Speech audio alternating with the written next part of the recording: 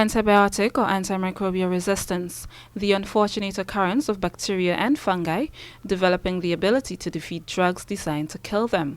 This was the topic presented on by the Veterinary and Livestock Department of the Ministry of Agriculture as they continue to raise awareness on the do's and don'ts of using antibiotics. The session, which was held at the Rose Hill Community Center in St. Patrick on Tuesday, was the second in a series of activities held by the department, the first being in St. David at the Marmont Community Center in the latter part of 2019. According to the department, the misuse of antibiotics contributes to the buildup of resistance by the body in fighting diseases in both animals and humans. The medication that you might be using, let's say you're using medication A to treat infection B, and then after 3 months, medication A is no longer effective against infection B, then it's most likely that you have a resistance.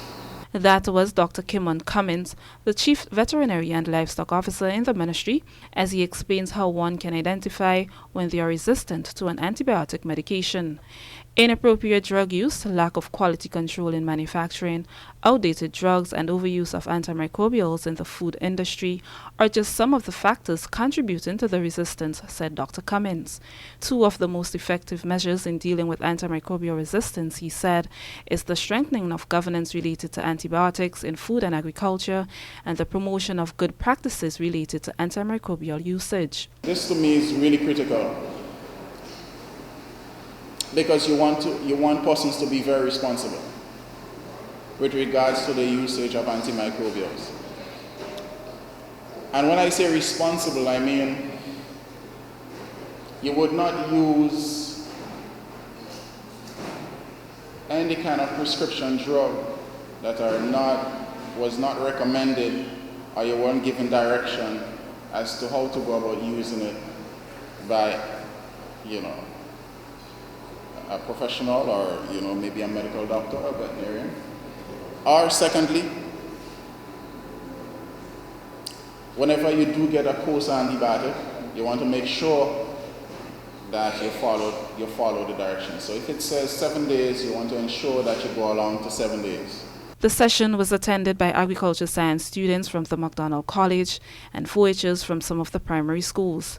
2 students from the secondary school and primary schools respectively relay what they learned from the presentation. I learned that bacteria can build up a resistance to antibiotics and ways to treat it and treat cuts and sores that contain bacteria properly, and then they wouldn't build up a resistance to the antibiotics we use.